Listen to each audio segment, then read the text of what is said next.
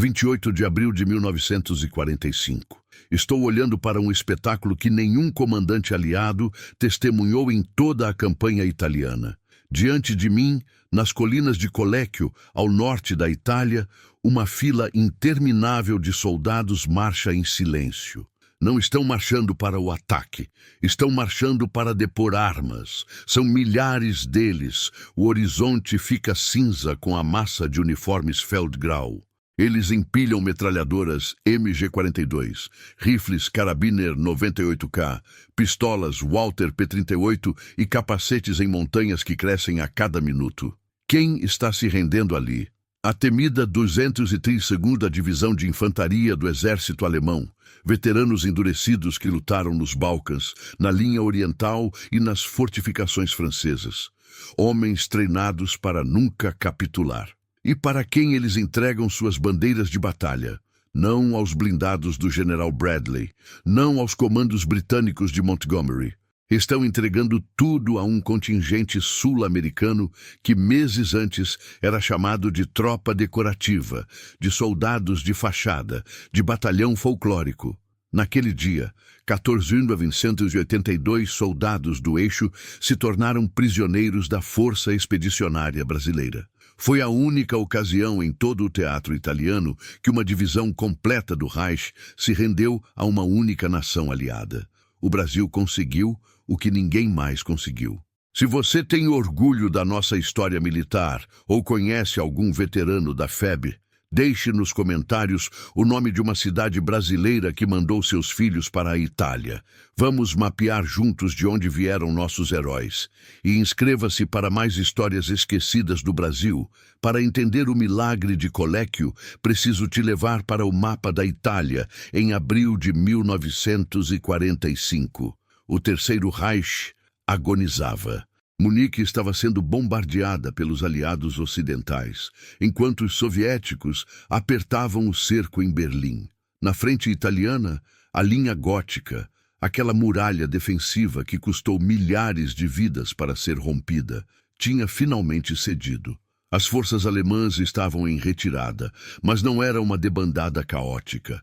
Era uma retirada calculada, militar, profissional. O objetivo estratégico era claro como água: cruzar o rio Pó, alcançar os vales alpinos da fronteira com a Áustria e ali estabelecer uma última linha de resistência nas montanhas. No coração dessa manobra estava a 275ª Divisão, uma força formidável de quase 15.000 combatentes com artilharia motorizada, batalhões blindados e até cavalaria montada. Era praticamente uma cidade armada em movimento. O comandante dessa força era o general Klaus von Rothenburg, um oficial prussiano de linhagem aristocrática, condecorado na campanha dos Balcãs. Von Rothenburg era conhecido por sua frieza tática e sua capacidade de ler o campo de batalha como um mestre enxadrista analisa o tabuleiro.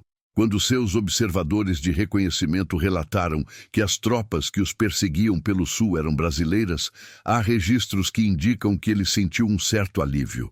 Na mentalidade do alto comando alemão, a FEB era vista como força auxiliar, tropas de segunda linha usadas para liberar unidades americanas e britânicas para operações mais importantes. Eles acreditavam sinceramente que os brasileiros serviam apenas para ocupar territórios já conquistados, para guardar estradas, enquanto os verdadeiros guerreiros faziam o trabalho sujo da linha de frente. Von Rothenburg elaborou seu plano com a confiança de quem já venceu dezenas de batalhas. Ele pensou: vamos manter nossa retaguarda protegida com unidades de contenção, executar uma retirada escalonada e metódica e cruzar o Pó antes que qualquer força significativa nos alcance.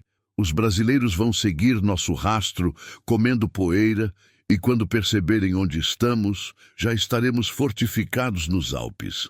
Era um plano sólido, testado em várias campanhas. Era o procedimento padrão para uma retirada tática bem-sucedida. Mas havia um problema fatal nesse raciocínio. O general brasileiro Euclides Zenóbio da Costa não estava jogando xadrez convencional. Zenóbio, um gaúcho de poucas palavras, mas mente afiada como navalha, olhou para o mesmo mapa que von Rothenburg analisava. Ele viu a rota de fuga alemã, calculou a velocidade de deslocamento deles e percebeu algo crucial que o inimigo não antecipou. Zenóbio entendeu que se continuasse apenas empurrando os alemães, aplicando pressão constante na retaguarda, eles escapariam intactos para lutar novamente na Áustria, prolongando a guerra e causando mais mortes aliadas. Então, ele tomou uma decisão que demonstrava ou genialidade ou insanidade, dependendo de como você olha. Ele reuniu seu Estado-Maior numa fazenda requisitada e disse essencialmente: não vamos correr atrás deles como cachorros perseguindo um carro. Vamos correr na frente deles e fechar a estrada. O plano era audacioso ao ponto da temeridade: dividir a força expedicionária em 2 grupos, deixar uma parte aplicando pressão na retaguarda alemã para mantê-los no ritmo esperado de retirada e enviar uma coluna motorizada rápida por estradas secundárias montanhosas para ultrapassar toda a coluna inimiga e bloquear a saída em Coléquio. Era uma manobra de envolvimento clássica, digna dos manuais de Napoleão ou Aníbal, mas executar isso com tropas exaustas, suprimentos limitados e em terreno desconhecido era apostar todas as fichas numa única jogada. A operação começou na madrugada gelada de 25 de abril. Foi uma corrida contra o relógio e contra a geografia. O destacamento de reconhecimento da FEB, liderado pelo tenente-coronel Américo Lopes, de 34 anos, natural de Pelotas, foi designado como ponta de lança. Eles montaram em seus veículos blindados M8 Greyhound, jipes Willys adaptados e caminhões GMC e aceleraram pelas estradas vicinais da região da Emília-Romanha. Imagine a cena que eu testemunhei nos relatórios. Uma serpente motorizada de veículos brasileiros levantando nuvens de poeira nas estradinhas de terra batida que cortavam vinhedos e olivais, correndo como se o diabo estivesse no encalço deles. A missão exigia sigilo absoluto. Se os alemães percebessem que estavam sendo flanqueados por uma força móvel, eles poderiam acelerar brutalmente o ritmo da retirada, ou pior, virar todos os canhões contra o flanco exposto e vulnerável da coluna brasileira. Os homens de Américo Lopes dirigiram sem parar por 38 horas consecutivas. Comiam rações frias sem descer dos veículos em movimento. Os motoristas se revezavam em turnos de 2 horas para combater o sono assassino que matava tanta gente quanto as balas inimigas. A tensão era uma presença física dentro daqueles veículos. Cada curva cega na estrada poderia esconder uma patrulha alemã. Cada ponte estreita poderia estar minada. Cada vilarejo poderia abrigar atiradores de elite. Mas a sorte e a competência andaram juntas. Na tarde de 27 de abril, as vanguardas brasileiras alcançaram as elevações ao redor de Coléquio. Lopes e seus homens olharam para o vale abaixo e viram a estrada principal serpenteando como uma artéria vital. Aquela era a jugular da fuga alemã, e eles tinham chegado primeiro. A armadilha estava armada, a ratoeira pronta para fechar. Mas como em toda a grande história, havia um problema substancial. A força brasileira que chegou ali era apenas a vanguarda, eram os batedores, a ponta da lança. O corpo principal da divisão, com a artilharia pesada de 105 mm e os batalhões completos de infantaria, ainda estava a muitas horas de distância, lutando contra estradas ruins e logística complicada. O tenente-coronel Lopes tinha aproximadamente 140 homens sob seu comando direto e alguns carros blindados com canhões de 37 mm. E marchando diretamente em sua direção pela estrada principal, vinha uma avalanche de 15.000 alemães com tanques Panzer IV, canhões antiaéreos de 88 mm que eram mortais contra qualquer blindado e infantaria experiente e desesperada. A proporção era matematicamente insana, 140 contra 15.000, quase 1 para 107. Qualquer manual de tática militar de qualquer academia do mundo diria de forma unânime: Recue imediatamente, preserve a força, observe e relate, não engaje em combate.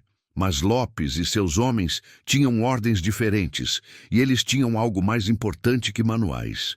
Tinham o espírito indomável da FEB. Eles posicionaram os carros blindados M8 nas curvas mais favoráveis da estrada, com campos de tiro limpos. Espalharam as metralhadoras Browning calibre 30 nas colinas circundantes para criar uma ilusão de força superior. E quando a vanguarda alemã, confiante e apressada, apareceu na curva da estrada no final da tarde, os brasileiros abriram fogo concentrado. Lá atrás, no meio da imensa coluna alemã, o general Klaus von Rothenburg ouviu pelo rádio de campanha o som que todo comandante em retirada mais teme: combate pesado à frente, não atrás onde é esperado, mas bloqueando a rota de escape. Sua primeira reação foi de incredulidade, seguida de irritação.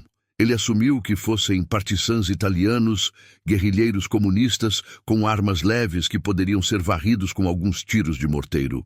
Von Rothenburg ordenou que seus panzers de vanguarda limpassem o caminho com eficiência germânica.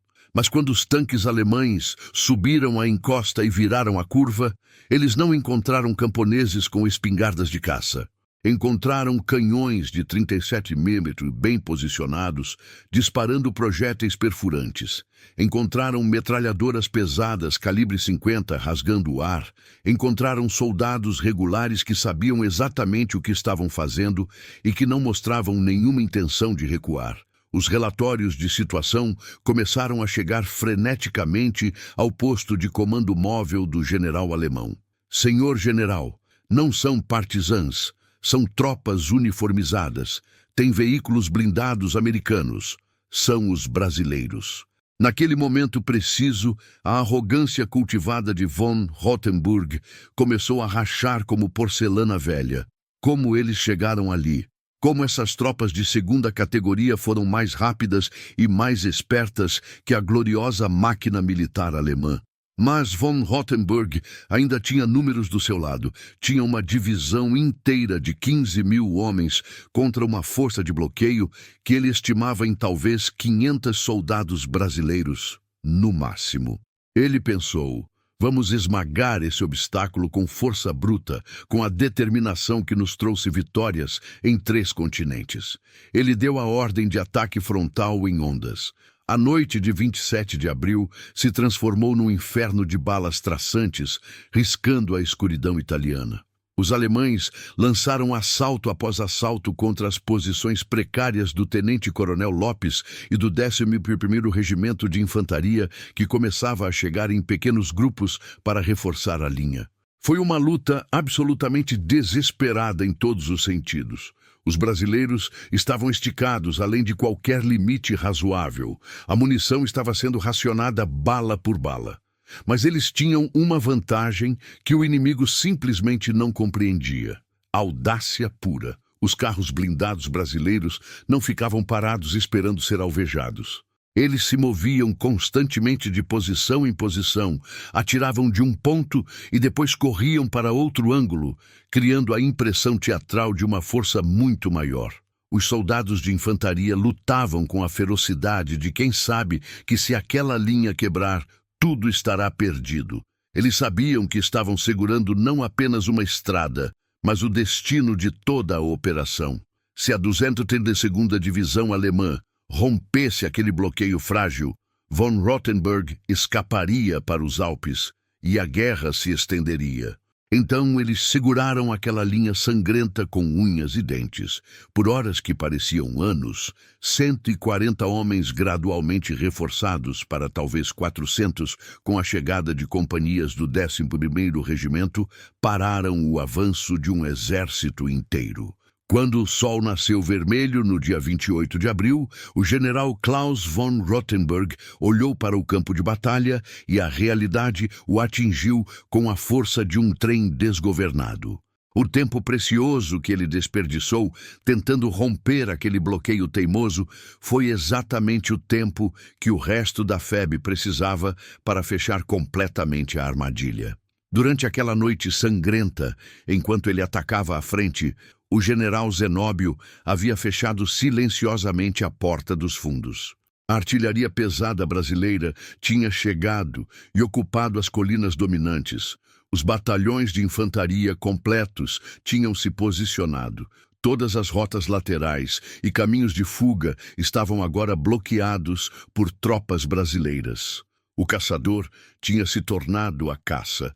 Von Rothenburg estava preso numa bolsa, numa armadilha tática perfeita. O Vale de Coléquio tinha se transformado no que os militares chamam tecnicamente de kill zone, ou, na linguagem dos soldados que estavam lá dentro, o caldeirão do inferno. Dentro desse caldeirão fervente, 15.000 alemães perceberam lentamente que suas opções tinham evaporado completamente.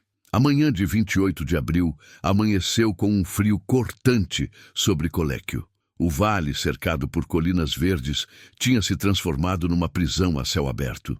Dentro dessa prisão, soldados alemães que tinham conquistado metade da Europa agora olhavam nervosamente para as encostas, onde os canhões brasileiros os observavam como abutres, esperando a hora certa.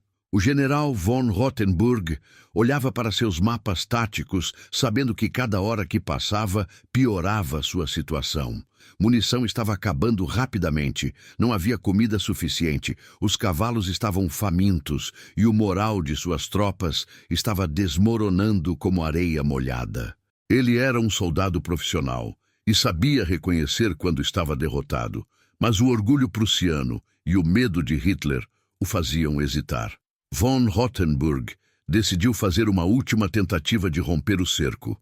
Ele ordenou ataques coordenados em múltiplos pontos simultaneamente, tentando encontrar uma fraqueza na linha brasileira. O som que ecoou pelo vale naquela manhã era ensurdecedor. Morteiros alemães bombardeavam as posições brasileiras, metralhadoras MG-42 disparavam suas 1.200 balas por minuto, tanques Panzer avançavam lançando fumaça. Os alemães esperavam que os brasileiros, aqueles amadores da América do Sul, entrassem em pânico e abandonassem as posições quando confrontados com a fúria total da Wehrmacht.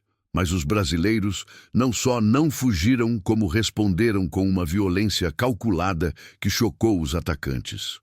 Os soldados do 11º Regimento, comandados pelo coronel Dário Bittencourt, de 41 anos, natural de Porto Alegre, seguraram cada metro de terreno.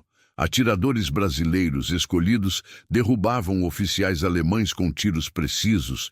Equipes de bazuca destruíam os tanques que tentavam subir as encostas. A linha não cedia. Foi nesse momento que o general Zenóbio decidiu acabar com a teimosia alemã de uma vez por todas. Ele não queria jogar fora vidas brasileiras num combate prolongado quando tinha uma ferramenta decisiva. Ele ordenou o bombardeio de saturação. A artilharia da FEB, comandada pelo general Oswaldo Cordeiro de Farias, era lendária em toda a campanha italiana por sua precisão quase cirúrgica. E naquele dia, 28 de abril, ela mostrou todo o seu poder letal. Dezenas de obuses de 105 mm e 155 mm abriram fogo ao mesmo tempo numa sinfonia de destruição. O céu sobre Coléquio literalmente escureceu com a densidade de projéteis voando. Para os alemães presos no vale sem abrigo adequado, foi o apocalipse em vida. Não havia trincheiras profundas onde se esconder, não havia bunkers de concreto. As granadas explodiam entre caminhões de suprimentos, transformando-os em bolas de fogo. Destruíam peças de artilharia alemãs antes que elas pudessem ser posicionadas para contra-ataque. Despedaçavam concentrações de infantaria.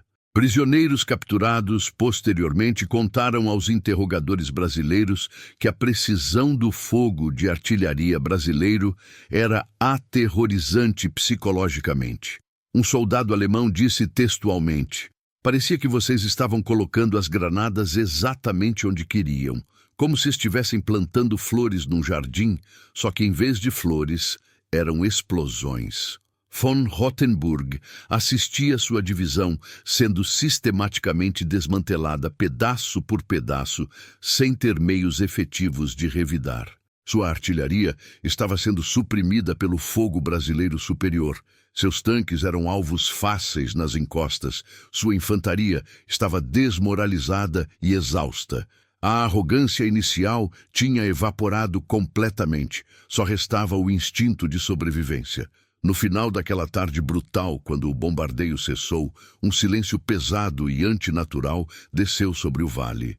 E então, na névoa do entardecer, algo extraordinário aconteceu. Das linhas alemãs emergiu um pequeno grupo de oficiais. Eles não carregavam armas.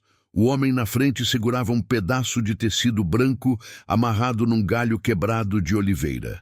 Era o Major Heinrich Steiner, chefe do Estado-Maior da 232ª Divisão, vindo negociar os termos da rendição. O Major Steiner caminhou lentamente em direção às linhas brasileiras, tenso como arame farpado, cada passo podendo ser o último se algum atirador nervoso decidisse ignorar a bandeira branca. Mas os brasileiros mantiveram disciplina férrea e permitiram que ele passasse. Steiner foi levado com os olhos vendados até o posto de comando improvisado do coronel Dário Bittencourt, numa casa de fazenda requisitada.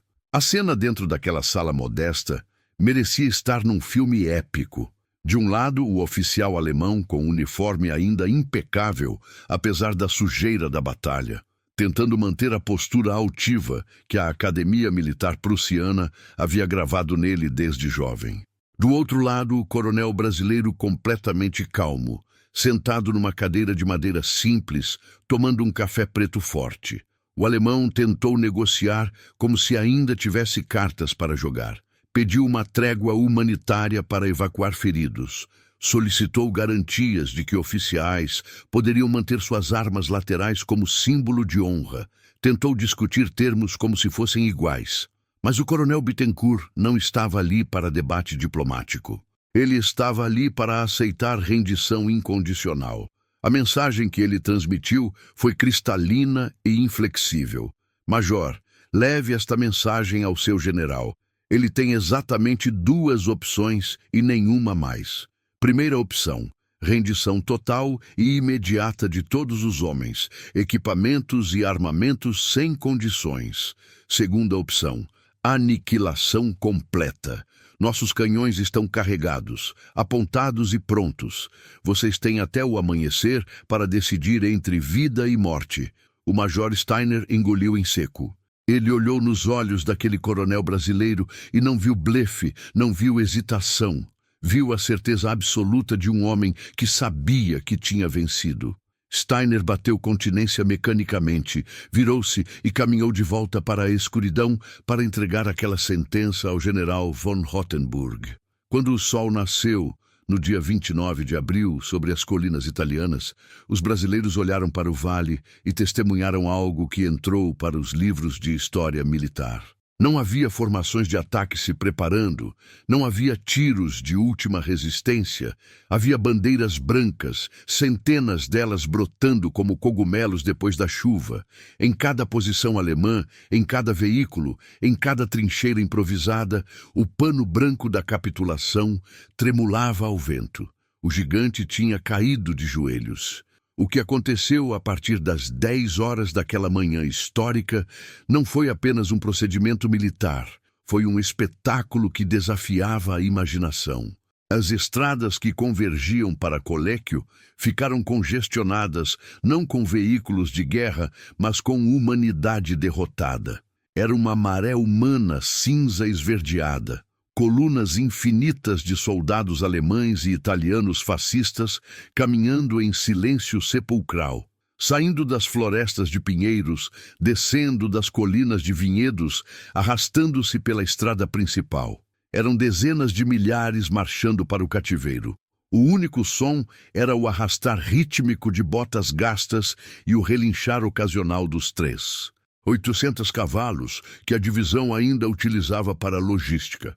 Os soldados brasileiros posicionados nas margens da estrada olhavam aquilo com uma mistura de assombro e medo. Eles eram numericamente tão inferiores. Se aqueles alemães, em desespero final, decidissem pegar as armas de volta e atacar num último ato suicida, os brasileiros seriam esmagados. Mas não havia mais vontade de lutar naqueles homens. O que brilhava nos olhos dos prisioneiros não era ódio ou vingança, era alívio profundo. Eles sabiam que, se renderendo aos brasileiros, eles viveriam. A operação de desarmamento foi uma tarefa logística monumental. Os brasileiros designaram campos abertos nas proximidades para coleta de material bélico. O que se acumulou ali desafiava qualquer descrição. Montanhas literais de rifles que alcançavam 4 metros de altura, milhares de capacetes de aço empilhados como pirâmides, dezenas e dezenas de peças de artilharia alinhadas como esculturas de metal morto. 2. 700 veículos entre caminhões Opel, jipes alemães e carros blindados, estacionados em filas que se estendiam por quilômetros. Era o cemitério de uma divisão inteira, o funeral da arrogância nazista. A captura de Coléquio não foi apenas uma vitória militar brasileira, foi uma declaração ao mundo de que o Brasil não era apenas decoração na guerra. Foi a prova tangível de que criatividade, audácia e coragem podem vencer força bruta e arrogância. O general Klaus von Rothenburg cometeu o erro clássico de subestimar o adversário baseado em preconceitos. Ele viu soldados brasileiros e pensou em inferioridade, viu a mistura racial da FEB e interpretou como fraqueza. Ele não viu a resiliência forjada em séculos de miscigenação, não viu a criatividade nascida da necessidade, não viu a capacidade de improviso que permitiu ao tenente-coronel Lopes segurar um exército com 140 homens. Hoje, 80 anos depois, olhamos para trás e vemos gigantes onde o mundo via amadores. Vemos a geração que atravessou oceanos, enfrentou o inverno europeu, a fome, o medo absoluto e derrotou a máquina de guerra mais poderosa que a história já viu. 14.982 prisioneiros. Esse número deve ecoar na memória nacional, não como vaidade, mas como lembrança de quem somos quando desafiados. Somos descendentes de guerreiros que fizeram a cobra fumar até sufocar. Se essa história mexeu com seu sangue brasileiro, compartilhe para que mais pessoas conheçam. Inscreva-se no canal para mais histórias esquecidas da nossa nação. E conte nos comentários se você tem algum parente que serviu na FEB. Vamos honrar juntos nossos pracinhas esquecidos.